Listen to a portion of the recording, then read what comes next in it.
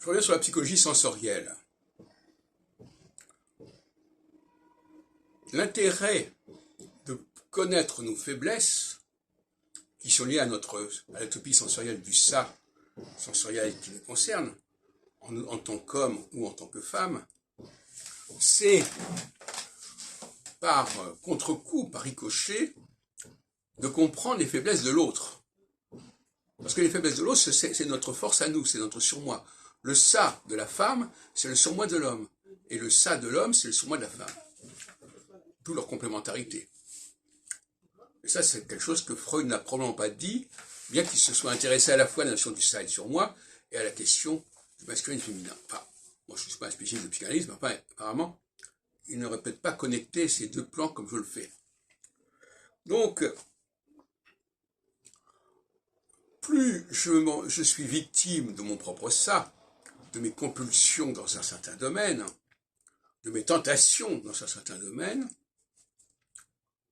et inversement, plus je suis conscient que dans d'autres domaines, j'ai une discipline assez rigoureuse, plus je suis amené à inverser les données quand je pense à l'autre sexe.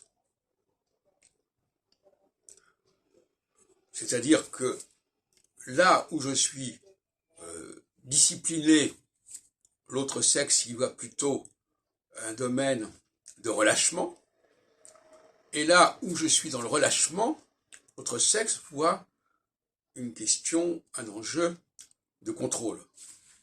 Évidemment, tout ça est susceptible de créer des malentendus et des tensions au sein d'un couple. Mais justement, la psychologie sensorielle pourrait être un très bon moyen de coacher les couples à ce niveau-là. Tout comme d'ailleurs, elle peut être un excellent moyen d'orienter la consultation psychothérapeutique, voire même psychanalytique, en sachant dans quel domaine les choses peuvent se produire et les choses peuvent déraper. Pourquoi ? Parce que le ça, c'est une forme de liberté. C'est une forme de compensation par rapport à des frustrations. C'est une sorte de soupape de sécurité. Quel que soit le domaine, justement, selon qu'on est un homme ou une femme. Et il y a des moments où on ne peut pas renoncer à ce relâchement. Tout à l'heure, j'écoutais une émission sur Estelle Midi sur l'addiction au tabac. Il y a des moments, moi je ne suis pas du tout dans ce domaine-là, hein, j'ai jamais fumé, mais l'addiction au tabac, c'est un relâchement qui correspond à une forme de compensation,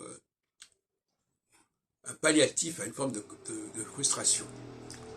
Cela dit, je n'ai pas vérifié si c'était plutôt masculin que féminin, donc il y a encore des choses à creuser dans ce domaine-là.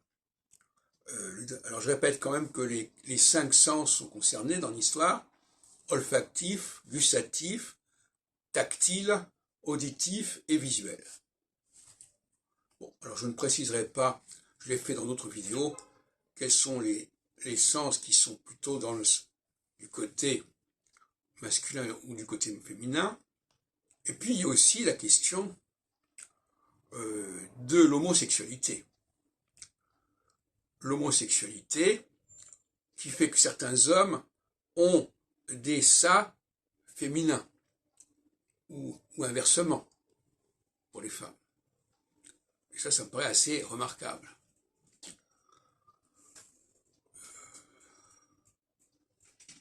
Il est clair aussi que il y a des personnes, il y a des couples où les surmoi sont assez puissants et les ça assez faibles. Et inversement.